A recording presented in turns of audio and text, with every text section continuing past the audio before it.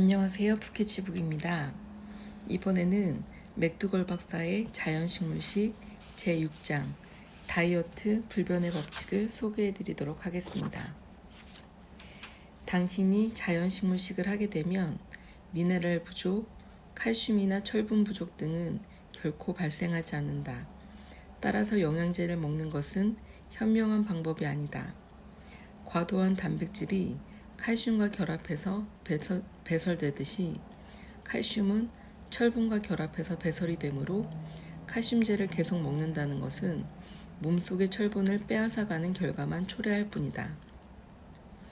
자연식물식은 살을 더 빨리, 더 쉽게 빼고 그것을 평생 유지하기 위해 존재한다.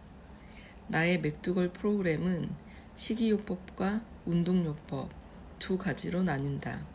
최고의 결과를 위해서 이 두 가지를 모두 병행하길 바란다. 물론 식이요법으로도 한 달에 3에서 8kg 정도는 가볍게 빠진다. 이를 위해서는 두 가지 조건이 있다. 먼저 최소한 13kg 이상 뺄 것을 목표로 삼길 바란다. 음식 습관을 바꾸는 것만으로도 당신이 원하는 목표 체중에 충분히 도달할 수 있다.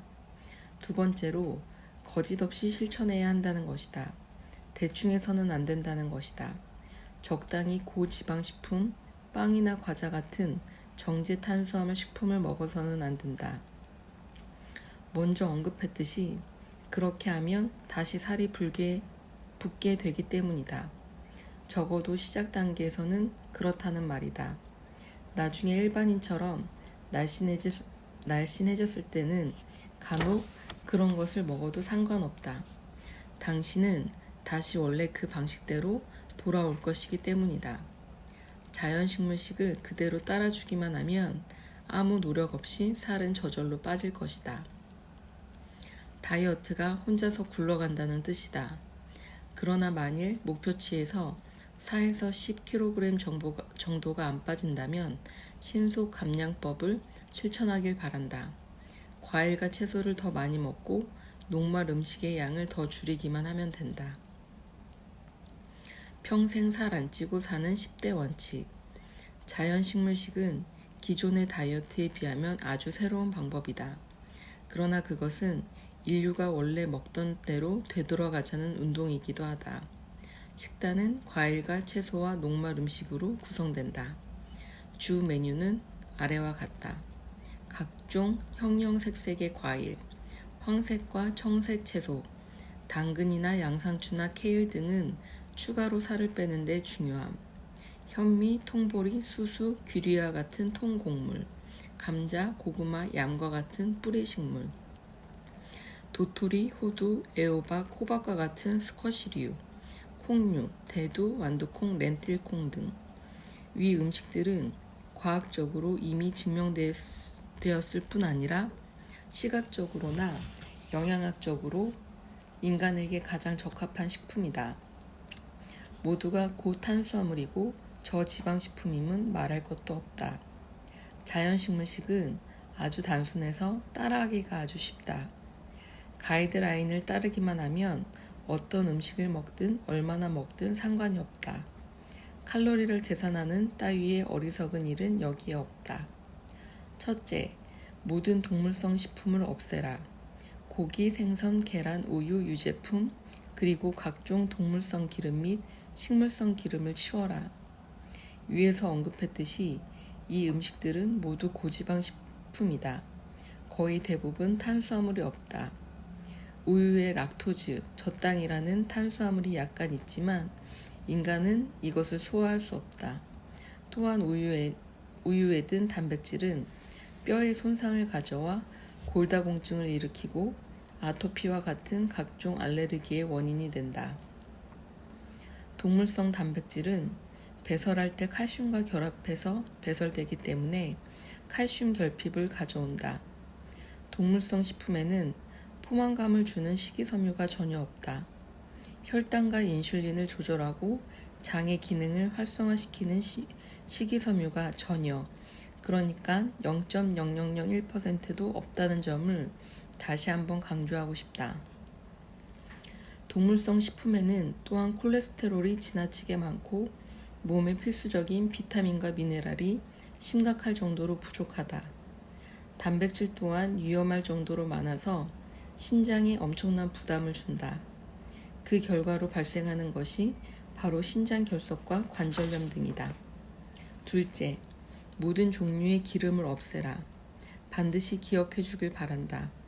기름은 모두 액체 상태의 지방이다. 기름 1g에 9칼로리가 있다. 지방은 몸의 혈관과 세포 조직을 막아서 순환을 방해하고 체중을 늘린다. 심각한 질병의 원인이 되는 것은 너무도 당연하다. 암, 심장병, 당뇨병, 담낭 결석 등 질병의 숫자를 헤아리는 것이 무의미할 정도로 많다.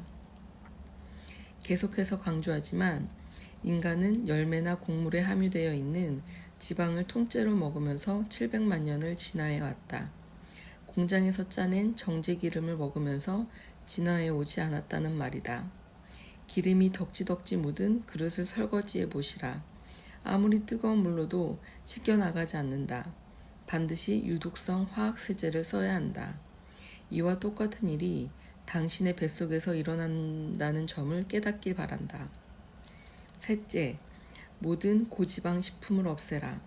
고지방 식물성 식품에는 각종 견과류, 호두, 땅콩버터, 각종 씨앗류 등과 아보카도, 올리브, 코코넛, 콩가루로 만든 식품 등이 있다. 이들은 비록 식물성이라 하더라도 지방이 많다. 당연히 지방 조직에 저절로 쌓인다. 포만감을 주는 탄수화물이 다른 식물성 식품보다 의외로 적다.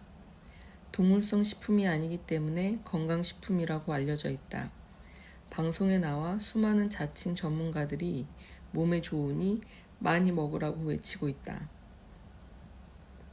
물론 보통 체중의 일반인이야 큰 문제가 없겠지만 이 프로그램을 시작하는 당신에게는 안 된다. 얼굴과 머리에 기름기가 많은 뚱뚱한 채식주의자들을 보면 반드시 이런 음식을 비롯해서 빵과 과자를 열심히 먹고 있음을 발견하게 된다. 지방을 먹으면 몸에 고스란히 지방으로 쌓인다. 넷째, 모든 밀가루 식품을 없애라. 곡물은 통곡물이 정답이다. 모든 종류의 빵, 쌀로 만든 떡, 베이글, 파스타, 프레첼, 크래커 등을 없애라. 덜 가공할수록 덜 정제할수록 체중 감량에 좋은 식품이다. 통곡물을 갈아서 가루로 만들면 음식에 두 가지 변화가 생긴다. 첫째로 곡물의 속살이 위와 장에 쉽게 노출되어 많은 영양분이 흡수된다. 이 때문에 혈관에 흡수되는 탄수화물의 양을 급격하게 늘린다. 당연히 인슐린과 혈당이 올라갈 수밖에 없다. 밀가루처럼 가루로 만든 음식은 칼로리 흡수를 증가시키고 인슐린과 혈당을 무려 3, 4배까지 증가시킨다. 둘째로 곡물을 갈아버리면 식이섬유가 파괴된다는 사실이다. 소화 흡수를 느리게 하고 인슐린을 낮추며 혈당을 조절하고 포만감을 주고 배설을 촉진시켜 변비를 치료하는 바로 그 식이섬유가 파괴된다는 뜻이다. 다섯째, 통곡물과 감자를 먹어라. 모든 통곡물, 현미, 통보리, 조, 수수, 귀리와 감자, 고구마, 얌은 녹말식품 중 가장 중요한 음식이다. 탄수화물과 식이섬유가 아주 많아서 포만감을 주고 소화 흡수를 천천히 해주며 췌장의 인슐린 생성을 감소시켜준다. 여섯째, 각종 콩을 섭취하라. 대두, 완두콩, 렌틸콩 등은 단백질 피막으로 둘러싸여 있으며 식이섬유와 탄수화물을 잘 녹이는 성분을 함유하고 있다. 이런 성분은 소화가 잘 되게 하고 혈관에 천천히 흡수하게 하는 역할을 한다. 콩에 들어있는 탄수화물은 소장의 끝부분에 있는 회장에서 소화되는데 이 회장은 주로 음식이 위에서 천천히 소화되도록 신호를 주는 역할을 한다. 그래서 이런 종류의 콩을 먹으면 포만감을 빨리 느끼게 된다. 다음 식사 때까지 4-5시간 정도는 전혀 허기를 느끼지 못하게 하는 역할을 한다. 이렇게 포만감을 주고 천천히 소화시키는 성분 때문에 혈중 인슐린 수치를 항상 낮게 유지시켜준다. 수동 믹서기로 갈아 먹거나 절구로 으깨서 먹어도 좋은 효과를 볼 수 있다. 고속으로 돌아가는 전기 믹서기를 사용하면 높은 열로 인해 콩에 있는 각종 미네랄 성분이 날아가기 때문이다. 7째, 녹황색 채소를 식단의 3분의 1 이상 채워라. 다른 녹말 음식과 비교해서 초록색과 노란색 채소는 칼로리가 4분의 1밖에 되지 않는다. 식단에서 칼로리를 낮추고 싶다면 다른 식품 대신에 녹황색 채소로 바꾸길 바란다. 그렇다고 해서 맛도 없는데 억지로 먹으라는 말이 아니다. 가능하면 이런 색깔 중에서 당신 입맛에 좋은 것을 선택하길 바란다. 8째, 요리하지 말고 신선한 것 그대로 먹어라. 요리를 하면 복합 탄수화물이 소화되기 쉬운 달콤한 단순당으로 부수어진다. 곡물이나 채소 또는 과일도 요리를 하면 더 달콤해진다는 사실은 모두가 알고 있을 것이다. 발화된 곡물을 낮은 온도에서 천천히 요리하면 훨씬 달콤한 빵을 만들 수 있다. 요리를 하면 음식의 입자가 일반적으로 작아진다. 단순당과 작은 입자의 음식은 소화를 촉진시킨다. 당연히 인슐린과 글루코스의 양을 늘려서 살찌는 것을 막아준다. 그러나 당신이 살을 빼고 싶다거나 질병을 치료하고 싶다면 살아있는 음식을 그대로 먹길 바란다. 생식을 하면 살이 더 빨리 빠진다는 사실은 너무도 자명하다. 하루에 사과 한 알이면 의사가 필요 없다는 속담도 괜히 나온 말이 아니다. 하루에 과일 2가지 이상 먹길 바란다. 또한 당근, 샐러리, 브로콜리, 파프리카, 양파 등은 언제나 날 것으로 먹을 수 있다. 9째, 말린 과일과 주스를 피하고 살아있는 과일을 먹어라. 과일은 우측표에서 보듯이 통 곡물에 비해 칼로리가 낮은 편이다. 과일은 맛이 아주 좋아서 하루에 20개 이상 먹을 수 있고 살을 빼는데 아주 효과적이다.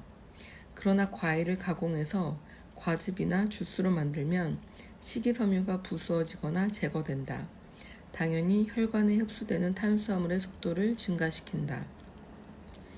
과일즙도 실제 과일보다 인슐린을 더 높이지만 과일 주스는 인슐린 생산을 가장 빨리 증가시킨다는 점을 명심하자. 과일 주스를 마시지 말라는 말이 아니다. 가능하면 천연 과일을 갈아서 수동 믹서기로 아무것도 첨가하지 말고 먹길 바란다. 아시다시피 마트에서 100% 천연이라는 상표를 붙이고 당신을 유혹하는 주스는 식이섬유가 거의 없는 설탕 덩어리일 뿐이다. 말린 과일은 또한 칼로리가 농축된 음식이다. 수분을 빼서 말린 과일은 조직이 꽉 차 있다. 만일 당신이 이 책을 읽으면서 3개의 신선한 살구를 먹는다면 똑같은 시간에 당신은 10개의 말린 살구를 먹을 수 있다. 우리는 매일 TV를 보면서 아무 생각도 없이 무의식적으로 엄청난 칼로리를 먹어대고 있는 것이다. 10번째, 설탕 종류를 절제하라. 백설탕, 황설탕, 과당, 꿀, 시럽 등과 같은 단순당도 살을 빼는 데 방해되는 음식이다. 단순당은 2가지 방식으로 방해한다. 첫째, 칼로리가 많아서 몸에 지방을 태우기가 쉽지 않다. 둘째, 인슐린의 생산을 강하게 촉진한다. 인슐린이 지방을 지방세포에 저장하는 일을 한다는 사실은 이미 언급한 바 있다. 설탕 사용법을 바꿀 필요가 있다.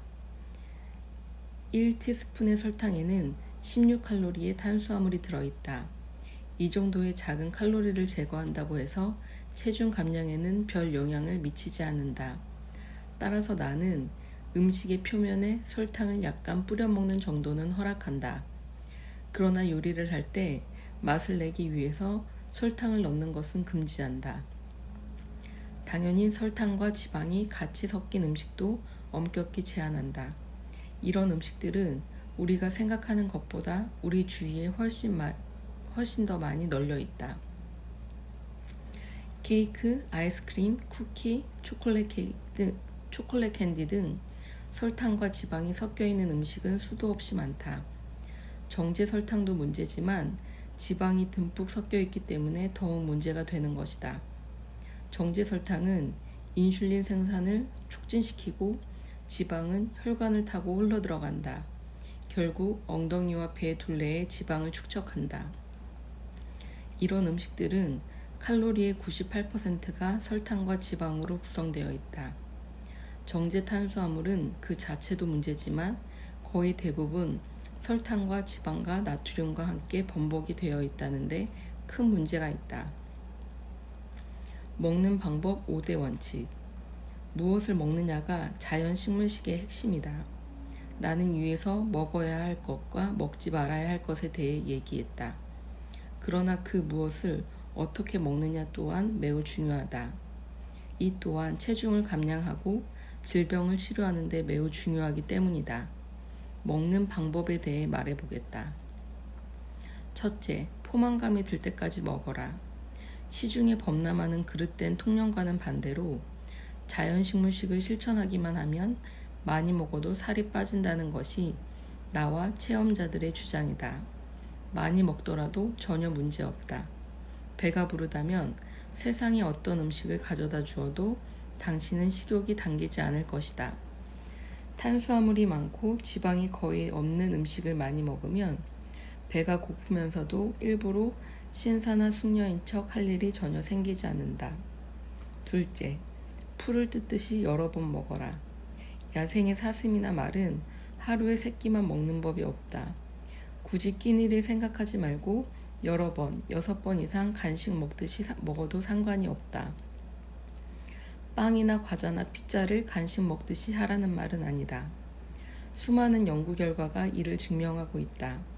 살찐 사람들은 마른 사람에 비해서 끼니 수가 적지만 한 번에 많이 먹는 경향이 있다. 방송에서는 오늘도 하염없이 하루에 3끼를 먹되 간식을 먹지 말라고 외치고 있다. 우리는 그릇된 통념에 사로잡혀 살고 있다. 특히 다이어트에 관해서는 마치 진리처럼 인식되어 있다. 그렇다면 저 야생에서 하루 종일 풀을 뜯고 있는 사슴이나 얼룩말은 어떻게 설명할 것인가? 하루에 한 끼나 2끼만 먹게 되면 뇌에서는 음식이 부족해서 기아 상태가 올 수 있으니 대비하라는 명령을 몸에 보낸다. 당연히 먹을 때 많이 먹어두자는 생존 모드로 들어가게 된다. 당연히 칼로리 소비를 자제하고 신진대사를 천천히 하게 된다. 허겁지겁 한꺼번에 많이 먹게 되면 우리 몸은 급하게 소화시키지만 한편으로는 미래를 대비해서 나머지를 저장해 둔다. 오랫동안 아무것도 먹지 않게 되면 막상 먹게 될 때는 음식이 너무 맛있어서 빨리 먹게 되고 오래 먹는다. 결국 당신은 엄청난 양을 먹을 수밖에 없다. 음식을 생각하는 일은 신진대사를 증가시키고 칼로리 소비를 증가시키는 발혼 현상을 유발한다. 먹는 횟수가 많으면 음식 생각을 더 많이 하게 하고 발혼 현상을 통해서 더 많은 칼로리를 소비하게 되는 것이다. 이런 이유로 해서 자주 먹게 되면 효율적으로 살이 빠질 수 있다. 물론 우리가 추천하는 음식으로 제한하면서 말이다. 셋째, 소화할 시간을 남겨두어라. 많이 먹어서 충분하니 그만 먹겠다는 신호를 위와 장이 뇌에 보내려면 어느 정도 시간이 필요하다. 음식을 잔뜩 먹어서 포만감이 생기는 것이 아니라 탄수화물을 많이 먹어서 포만감이 생기기 때문이다. 이것은 매우 중요한 포인트다. 음식이 소장에 도달해서 탄수화물이 혈관에 들어가려면 어느 정도 시간이 필요하다. 그때서야 비로소 포만감이 생기고 숟가락을 놓을 수 있다는 말이다. 다음과 같이 먹길 바란다. 반드시 먹을 만큼 적당한 양만 식탁에 올려놓아라.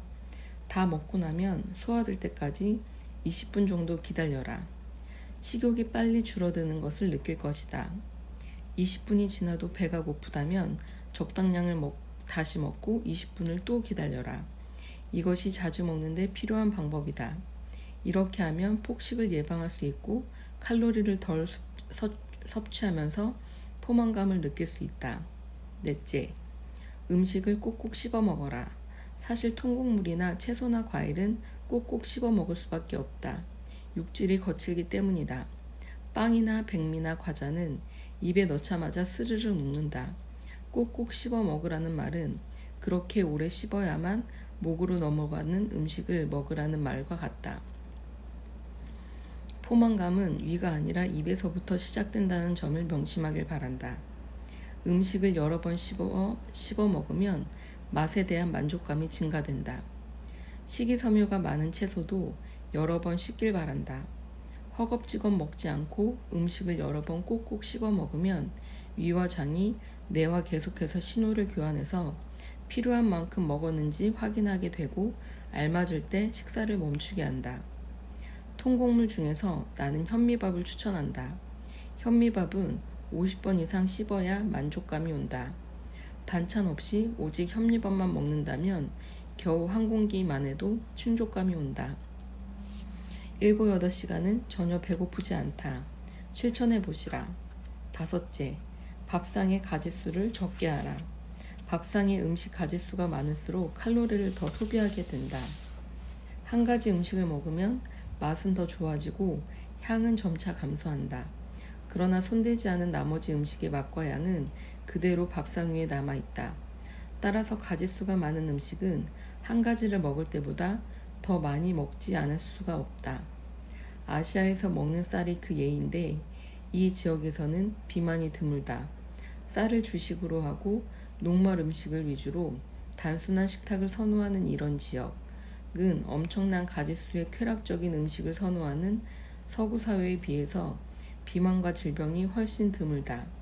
특히 미국과 같은 나라는 비만과 질병이 일상화되어 있다. 대형 슈퍼마켓에 있는 음식의 가짓수를 상상해 보시라. 고도 비만인 사람의 뱃속과 똑같이 무려 15,000개에서 2만 가지의 아이템으로 상점 역시 포화 상태다. 내가 앞에서 누누이 강조했는데도 불구하고 이 책을 읽고 있는 당신은 또다시 이런 질문을 할 것이다. 그러면 영양실조에 걸리지 않나요? 그러면 단백질은 어디서 보충하나요? 당신은 미안해할 필요가 없다. 반복하지만 나는 40년 넘게 이런 질문을 받아왔다. 지금도 이런 질문을 받으면서 나는 꿋꿋이 강연을 하고 책을 쓰고 있다. 우리는 과거에도 그랬던 것처럼 지금도 사고를 조종당하면서 살고 있다. 상업 자본주의의 균형이 잡힌 식단과 편식하지 않고 아무거나 잘 먹는 어린이라는 마케팅 메시지에 의해서다. 그러나 대중에게 알려지지 않고 있는 수많은 연구 결과들은 분명하게 이를 증명하고 있다. 과일 몇 개와 채소 한 접시와 녹말 음식이면 영양분이 차고 넘친다고 말이다. 성인뿐만 아니라 어린이에게도 그 정도의 식단이면 단백질과 지방과 비타민과 미네랄이 너무도 충분하다고 말이다. 심지어 아주 단순한 녹말 음식만으로도 영양분이 충분하다는 연구 결과는 차고도 넘친다. 페루에 사는 8달 정도밖에 안 된 아기는 감자 한 가지만 먹고도 다른 아이 정도의 체격으로 성장해왔다. 부족한 영양분을 보충하기 위해 약간의 기름이 첨가되었을 뿐이다. 또한 감자와 물만 먹고도 놀라운 건강을 유지하며 다이어트에 성공한 사람들도 나는 수없이 경험했다. 비타민제나 영양제는 왜 필요 없을까? 당신은 과거에 경험했던 많은 다이어트 프로그램에서 비타민제를 먹으라는 교육을 수없이 받았을 것이다. 음식의 양을 줄이기 때문에 필요한 영양분도 줄어들게 되므로 비타민제로 보충하라는 것이 그들의 논리다. 그러나 우리는 영양이 풍부한 음식을 마음껏 먹는 자연식물식이므로 그럴 필요가 전혀 없다. 단백질, 탄수화물, 필수지방, 비타민과 미네랄이 풍부한 음식이기 때문이다. 통곡물과 콩은 비타민 A와 C가 더 필요하지만 과일과 채소 그리고 고구마와 같은 뿌리식물에는 비타민이 풍부하다. 13가지 비타민 중에서 11가지는 식물성 식품에 풍부하다. 따라서 자연 식물식만 하면 큰 걱정을 할 필요가 없다. 또한 비타민 D는 햇빛을 받으면 피부와 합성되는 비타민이므로 약간의 야외 활동만으로도 충분하다. 마지막으로 박테리아로부터 합성되는 비타민 B12가 있는데 이는 식물에도 없기 때문에 따로 보충제를 섭취해도 좋다고 제약업계와 의료업계가 합창을 하며 권장한다. 그렇다면 나는 또 묻겠다. 당신은 비타민 B12가 부족해서 병에 걸린 사람을 보았는가? 당신은 비타민 B12 알약을 먹으라는 상업용 메시지에 두려워할 필요가 없다. 자연은 알약을 먹어서 비타민 B12를 섭취해야 할 정도의 어수룩한 동물로 인간을 창조하지 않았다. 우리 인간이 먹는 식물성 식품의 비타민 B12는 건강한 토양에서 저절로 흡수된다. 또한 비타민 B12를 사용하기 위해서는 그것을 합성하는 박테리아가 필요한데 그 박테리아는 흙이나 먼지나 공기에 얼마든지 존재한다. 또한 과일과 채소의 표면에도 박테리아가 존재하므로 과일과 채소를 세제로 지나치게 닦아내지 않고 물로만 깨끗이 닦아서 먹는다면 절대로 걱정할 필요가 없다. 또한 위와 장에 있는 박테리아를 통해서도 알맞은 양의 비타민 B12를 충분히 얻을 수 있다. 뿐만 아니라 자연산 식초나 동양의 발효식품인 간장, 된장, 김치에도 비타민 B12를 합성하는 박테리아가 존재하므로 차고도 넘친다고 할 수 있다. 식물에는 우리가 생각하는 것 이상으로 미네랄이 풍부하다. 따라서 당신이 자연식물식을 하게 되면 미네랄 부족, 칼슘이나 철분 부족 등은 결코 발생하지 않는다. 따라서 영양제를 먹는 것은 현명한 방법이 아니다. 과도한 단백질이 칼슘과 결합해서 배설되듯이 칼슘은 철분과 결합해서 배설이 되므로 칼슘제를 계속 먹는다는 것은 몸속에 철분을 빼앗아가는 결과만 초래할 뿐이다. 역사적으로 가장 성공한 쌀 다이어트. 지난 한 세기 동안 실시됐던 다이어트 중에 가장 효과적인 것 중에 하나는 듀크 대학교 월터 캠프너 박사의 쌀 다이어트 프로그램이었다. 캠프너 박사는 고도비만 환자들에게 쌀을 기본으로 과일 및 과일 주스를 위주로 한 식단을 제공했다. 프로그램 후반부에는 채소가 추가되고 극히 미량의 육류도 제공되었다. 106명의 심각한 고도비만 환자들이 다이어트에 참여했는데 1년 후에 평균 63kg의 체중 감소가 있었다. 106명 중에서 43명은 일반인 평균 체중까지 줄일 수 있었다. 남자가 여자보다 더 많은 체중 감소가 있었고 보고서는 다음과 같이 밝히고 있다. 이 연구 결과는 단지 음식요법만으로도 심각한 고도비만 환자들의 체중을 거의 평균 수준까지 줄일 수 있다는 것을 증명합니다. 입원이나 수술 또는 약물을 전혀 사용하지 않았음을 명확하게 밝히는 바입니다. 어떠한 영양결핍 상태도 보이지 않았다. 이것은 가장 안전한 다이어트의 역사적인 실험으로 유명하다.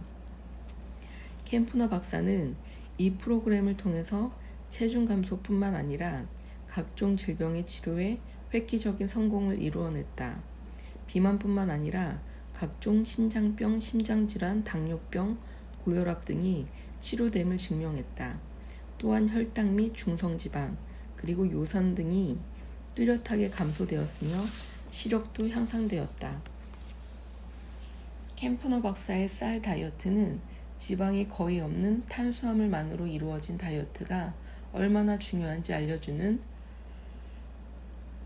기념비적인 연구로 지금도 평가받고 있다. 자연식물식에서는 수없이 많은 식물을 경험하게 해준다.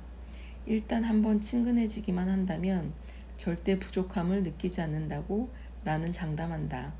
나중에는 이처럼 다양한 식물의 왕국에 초대받은 것에 대해 감사할 것이다. 살을 좀 더 빼고 싶을 때 녹말 음식과 채소와 과일이 자연식물식의 기본 뼈대를 구성한다는 것은 누누이 말해왔다. 그러나 작지만 효과가 있는 소소한 것들도 있는 법이다. 천연소금은 식욕을 자극하는 데 사용된다.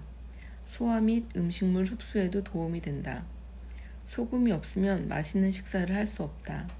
과일과 채소는 살아있는 음식이므로 미네랄과 비타민이 풍부해서 그럴 필요가 전혀 없지만 불에 익힌 녹말 음식을 먹을 때 약간의 소금을 뿌려 먹는 것은 무방하다. 그러나 소금을 넣어서 요리하는 것은 가급적 피하기 바란다. 익힌 녹말 음식 위에 소금을 뿌리라는 뜻이다. 매운 고추는 혈액순환을 돕고 칼로리를 더 소비하게 해서 체중 감소에 좋다. 소금 대신에 뿌려 먹는 것도 좋다. 생고추 대신에 후추나 빨간 고춧가루를 용기에 담아서 사용해도 편리하다. 설탕 대용품들은 식욕을 지나치게 자극해서 체중 감소를 지연시킨다. 따라서 약간의 천연 설탕만 허락될 뿐 사카린, 아스파탐 등 인공 감미료는 절대 금물이다. 물은 칼로리가 전혀 없으면서도 위에 충족감을 주고 포만감에도 도움이 된다. 당연히 체중 증가에 전혀 기여하는 바가 없다.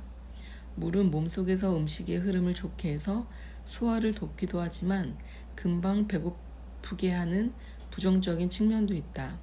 결국 음식을 더 먹게 한다. 따라서 목이 마를 때만 마시고 음식과 함께 마시는 것은 가급적 피하는 것이 좋다. 방송에 나와서 하루에 몇 리터씩 꼭 마시라고 외치는 의사들이 많다. 그러나 생각해보라. 저 야생의 얼룩말은 2리터를 정해놓고 물을 마시는가? 저 초원의 날씬한 노루는 1리터짜리 생수병을 들고 다니는가 말이다. 그들은 모두 목이 마를 때를 기다려 물을 마신다. 그들은 단지 수분이 많은 풀을 먹는다. 그래도 목이 마르면 그때서야 비로소 강가에 가서 물을 마신다. 우리 인간도 수분이 많은 과일과 채소를 먹으면 그만이다. 실수를 두려워 말라. 자연식물식을 믿고 따르기만 하면 당신은 평생 살이 찌지 않고 살 수 있다. 물론 실수할 때도 있다. 작은 실수가 다이어트를 망치지는 않는다. 우리 몸은 너무나 잘 설계되어 있기 때문이다. 자연식물식을 하다가 어쩔 수 없이 약간의 지방을 몇 번 먹는다 하더라도 계속해서 실천한다면 엉덩이나 배나 볼에 살이 붙지는 않는다. 혹시 실수를 몇 번 더 계속해서 살이 찐다면 그것은 자연식물식이 얼마나 신뢰할 수 있는 것인가를 증명해주는 셈이 된다. 담배를 단번에 끊은 사람은 한 명도 없다. 몇 번의 실패를 거듭하다가 결국 끊게 되는 것이다. 지나치게 실망할 필요가 없다. 상업 자본주의의 유혹을 받을 때마다 이 책을 다시 읽어서 매일매일 음식의 원리를 가슴속에 정리하길 바란다. 폭풍 감량을 하려면 만일 당신의 결혼식이 한 달 앞으로 다가왔다면 당신은 더 빨리 살을 빼고 싶을 것이다. 그렇다면 과일과 녹황색 채소를 더 많이 먹으면 된다. 그러나 맛 좋은 녹말 음식과 밸런스를 어느 정도 맞출 필요는 있다. 과일과 채소의 양을 조절해서 아래 표와 같이 다이어트의 속도를 조절할 수 있다. 그러나 나는 이 프로그램을 시작하는 사람들에게 평균 속도를 유지하기를 권한다. 누구든지 평균 속도만으로도 놀라운 결과를 얻을 수 있다. 특급 속도는 참을성이 좀 부족하거나 살 빠지는 속도가 느린 사람에게만 권장한다. 특급 속도는 짧은 시간에 아주 빨리 살을 뺄 수 있지만 평생 살 안 찌고 사는 법으로는 현명한 방법이 아니다. 오랫동안 실천하기에는 음식을 먹은 후에 포만감이 조금 떨어진다. 그러나 과일과 채소를 아주 좋아하고 인내심이 강한 사람들에게는 평생 살 안 찌고 사는 법으로 가장 좋은 방법이다. 주로 앉아서 일하는 사무직에게는 이처럼 칼로리가 낮은 과일과 채소는 힘들이지 않고 살을 빼는 가장 좋은 방법이다. 오리건주에 사는 캐런 이야기를 들어보자. 29세인 캐런은 나에 대한 이야기를 들었을 때 나를 극단적 채식주의자로 오해했다고 말했다. 전에 내 책을 읽은 적도 없었고 나에 대해 누구한테 들은 적도 없다고 했다. 그러나 그녀의 건강을 염려한 언니가 내 책을 권해주었고 책을 읽은 후에 용기를 냈다는 것이다. 캐런은 수없이 많은 다이어트를 시도했었다. 그러나 항상 배고픔 때문에 견딜 수가 없었다. 식사 때마다 칼로리를 계산하는 다이어트를 했는데 하루에 1000칼로리만 먹었어요. 그만둘 때까지 살이 빠지긴 했었죠. 그런데 항상 배가 고팠어요. 마침내 샐러드만 보면 속이 안 좋았죠. 다이어트를 중단하고 나서 원래 몸무게로 돌아가고 말았습니다. 처음에 박사님의 자연식물식을 좋지 않게 생각했어요. 나는 한 번도 우유나 고기가 건강에 나쁘다는 생각을 해본 적이 없었기 때문에요. 초등학교 1학년 때부터 우유와 고기는 반드시 먹어야 한다고 훈련받았는데 제가 어떻게 그것을 안 먹을 수가 있겠어요. 168cm의 캐런은 아이를 낳았다. 임신 기간 중에 몸무게가 87kg까지 불었다. 출산 후에도 좀처럼 몸무게가 줄지 않았다. 매일 아이를 돌봐야 했기 때문에 일반적인 다이어트가 힘들었어요. 그녀는 내 책을 읽고 난 후에야 비로소 다이어트를 시작할 수 있었다. 처음 6달 동안 18kg을 감량했고 2년 동안 그 몸무게를 유지했다. 그녀는 다시 임신을 했는데 그때는 자연식물식을 실천하는 중이어서 겨우 7kg만 늘었을 뿐이다. 그녀는 168cm에 63kg을 지금도 유지하고 있다. 그녀는 5kg을 더 빼고 싶지만 정제 설탕과 기름, 그리고 기름기 많은 빵과 머핀을 끊기는 힘들다고 말했다. 그녀는 최근 다시 생각을 바꾸었다. 좀 비싸지만 기름이 없는 빵으로 대체하기 시작한 것이다. 자연식물식은 다이어트 프로그램이라고 할 수 없죠. 먹는 방식을 바꾸는 일종의 라이프 스타일입니다.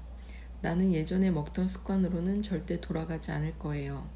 몇 번 옛날에 먹던 것을 먹은 적이 있었는데 곧바로 설사와 위경련이 왔어요. 그 후로는 절대로 고기를 먹지 않아요. 고기를 보기만 해도 기분이 나쁘고 실제 먹으면 또 속이 아플 테니까요. 캐런은 일주일에 2번, 1시간 정도 동네를 산책할 뿐이다. 그러나 그녀에게 엄청난 변화가 찾아왔다.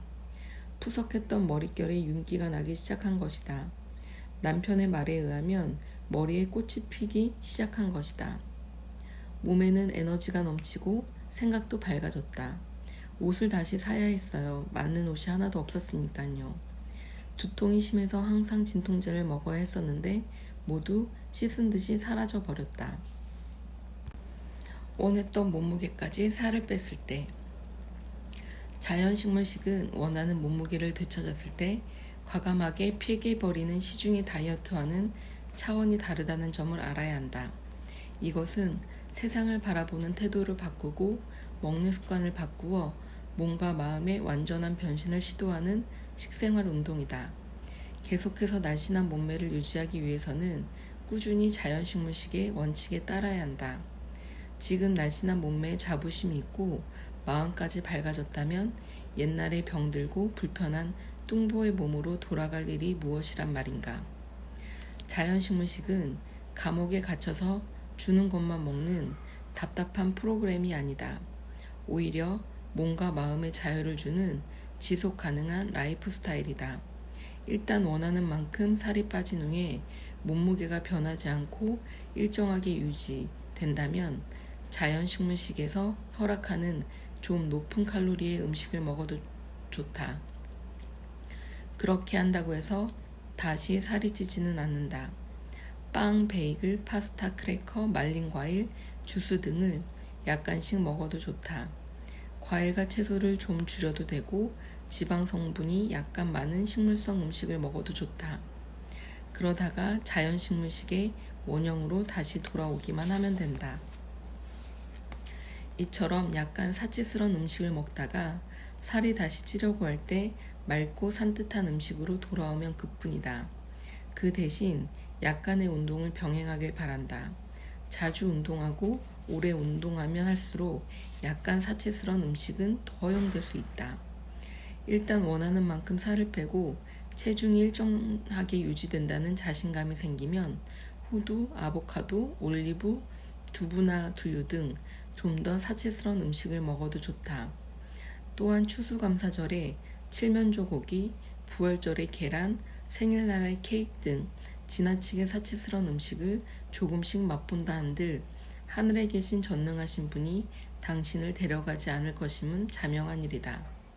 그 정도의 우리를 하늘로 데려가신다면 그분은 전능하시지도 관대하지도 않은 신이 분명하다.